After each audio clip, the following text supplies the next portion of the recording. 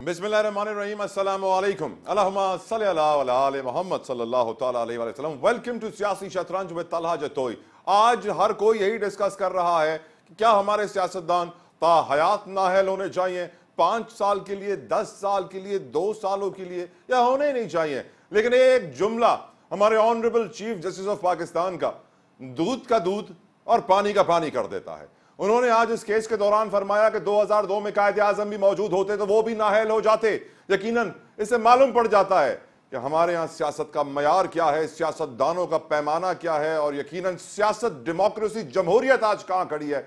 हम बात कर रहे हैं फ्री एंड फेयर इलेक्शंस की।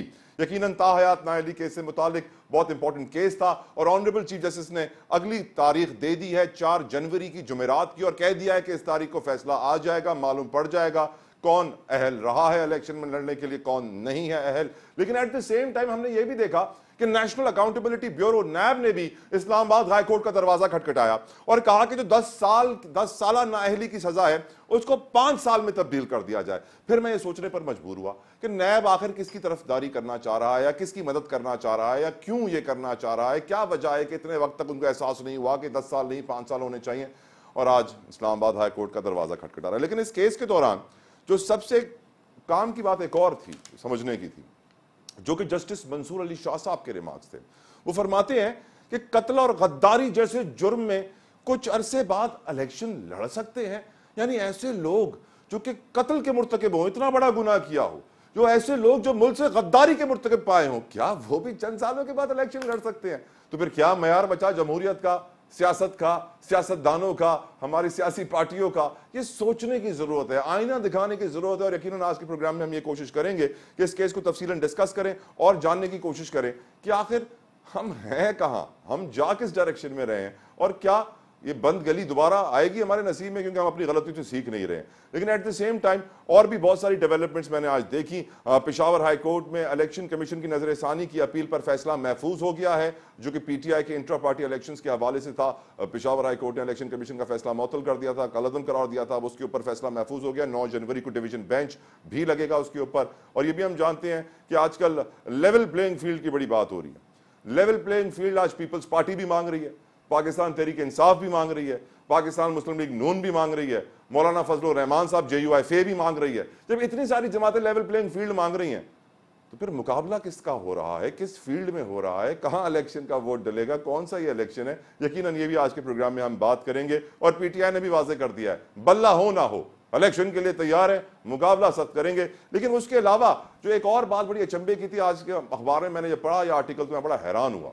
उसमें मालूम पड़ता है कि पाकिस्तान के बड़े बड़े सियासी घराने, बड़े बड़े सियासतदान इस इलेक्शन में हिस्सा ही नहीं ले रहे हैं। वो कह रहे हैं कि ये वक्त जाया होगा, पैसा जाया होगा, रिसोर्सेज जाया होंगी, और ये असेंबली ज्यादा चलने वाली नहीं है। आगे चल के प्रोग्राम में आपको बताऊंगा कि वो कौन सा खानदान है जो कि 1979 से पाकिस्तान की सियासत का हिस्सा है, लेकिन अब बनने को तैयार नहीं, ख्वाहिश नहीं है। वो आराम से रिलैक्स कर रहे हैं, पाकिस्तान से बाहर घूम फिर रहे हैं। वो जानते हैं कि ये इलेक्शन वेस्ट ऑफ टाइम होगा। यकीनन इस पर भी बात करेंगे आज के प्रोग्राम में। और उसके अलावा जो इलेक्शन कमीशन ऑफ पाकिस्तान ने 3200 कागजात नामजदगी रिजेक्ट कर दिए, ठीक है, उनका काम था।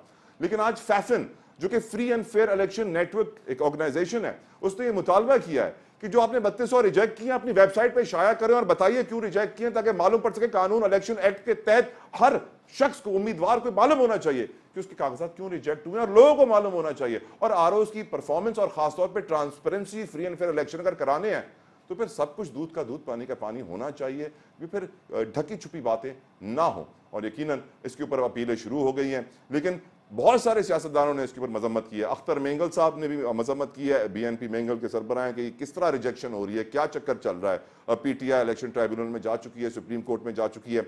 PMLN के मुशाहिद हुसैन सैयद साहब ने floor of the house senate में यह कह दिया है कि अगर पॉलिटिकल पार्टीज को, सियासी जमातों को कमजोर किया जाएगा, सियासत कमजोर नहीं होगी, सिर्फ मुल्क, फेडरेशन कमजोर हो जाएगा। यह भी उन्होंने कह दिया कि पुरानी गलतियां दोहराना बंद करें, कब तक हम वही हरकतें करते रहेंगे, क्यों नहीं सीखते हैं। उन्होंने यह भी याद दिलाया कि वो जो RTS था, रिजल्ट ट्रांसमिशन सिस्टम, उसका फेलियर, उसका फियास्को भी याद रखें, ऐसा दोबारा ना हो जाए। लग यही रहा है कि हालात अच्छे नहीं है। और यह भी बता दिया है जो जबरी गुमशुदगियां हैं वो भी सही नहीं है, नहीं होनी चाहिए। और जबरी गुमशुदगी की बात आई है तो इस्लामाबाद हाई कोर्ट के अंदर भी ये केस था और अटॉर्नी जनरल पाकिस्तान भी तो उनको तलब किया गया है। मिसिंग पर्सनस का मसला अहम है, चीफ जस्टिस ने ये कहा इस्लामाबाद हाई कोर्ट के।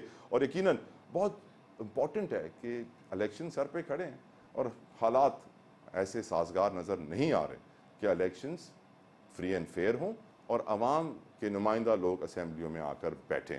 गुफ्तगू करने से पहले तारुफ कराता चलूँ अपने पैनल का। बहुत शुक्रगुजार हूँ मैं। उसामा रजी साहब मेरे साथ मौजूद हैं फ्रॉम जमात इस्लामी कराची स्टूडियो में, आपने ज्वाइन किया। उसामा भाई thank you so very much. Raja Khalid Mahmood साहब किसी तारुफ के मोहताज नहीं है, लीगल एक्सपर्ट हैं और साबिक डिप्टी अटॉर्नी जनरल भी रह चुके हैं। बहुत बहुत शुक्रिया राजा खालिद महमूद साहब आपका।